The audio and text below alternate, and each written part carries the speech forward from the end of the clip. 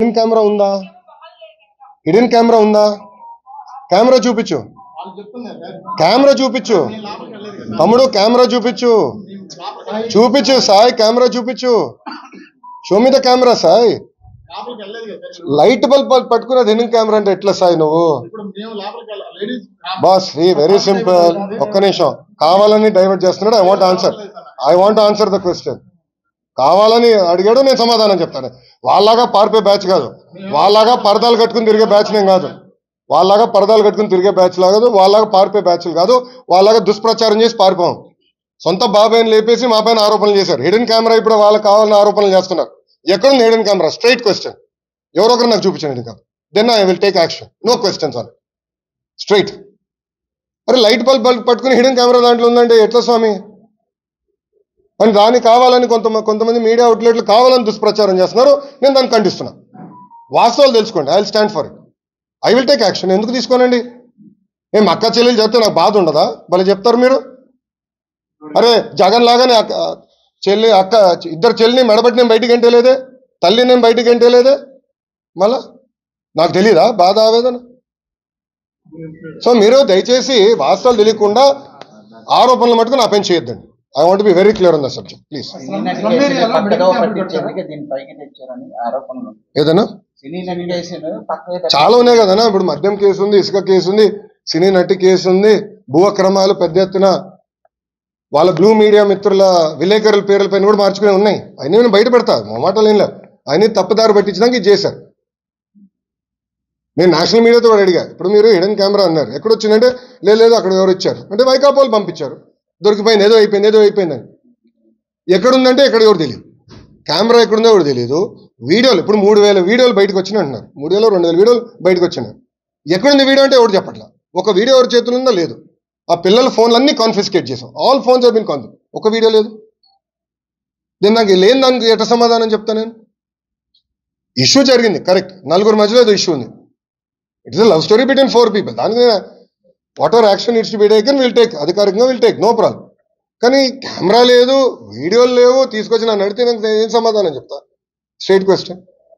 దానిపైన ఎంక్వైరీ చేశాం, ఆల్రెడీ ఆ పిల్లల్ని అరెస్ట్ చేశాం, డీటైన్ చేశాం, వాళ్ళ ఫోన్లని కాన్ఫిస్కేట్ చేశాం, ఇంక ఎత్తుకుతున్నాం. సో రేపు వస్తే నేను ఐ టేక్ యాక్షన్. అంటే I will not let it go that easy. నేను ఎందుకు వదిలిపెడతానండి?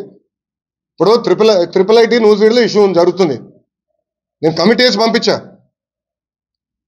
అక్కడ ఆటోమేటిక్లీ ఇద్దరు నేను పీకేశాను.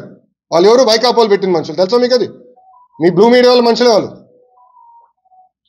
పెట్టారు. రేపు వాళ్ళందరూ నేను జైలుకి పంపిస్తాను. చూడండి, యూ వెయిట్ అండ్ వాచ్.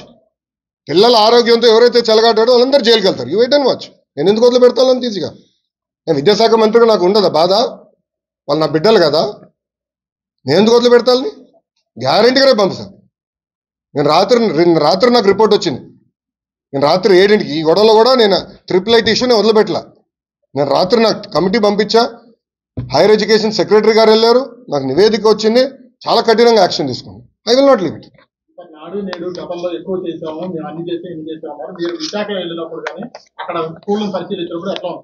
10 లక్షల మంది విద్యార్థులు తగ్గిపోయారు స్వామి.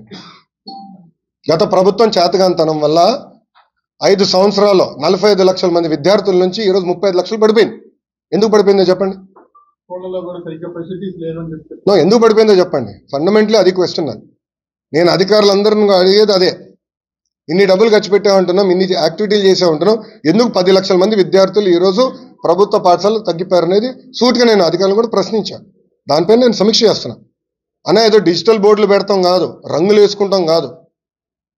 ఎందుకు ఈరోజు ప్రభుత్వ పాఠశాలల్లో 10 లక్షల మంది విద్యార్థులు తగ్గిపోయారనేది నాకు బాధ వేస్తుంది. దాన్ని నేను సమీక్ష చేస్తున్నా.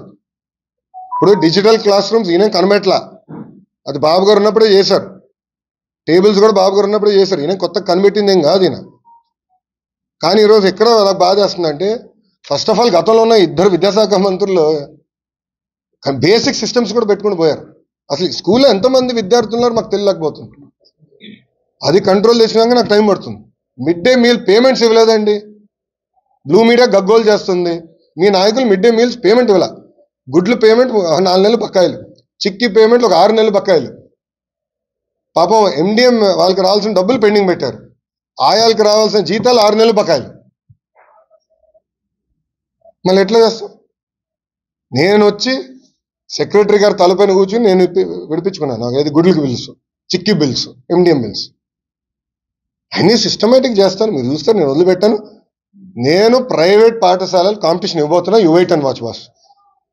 మీరు ఎట్లయితే చెడగొట్టారో దాన్ని సెట్ చేసే బాధ్యత నేను తీసుకుంటాను. మీరు చూడండి.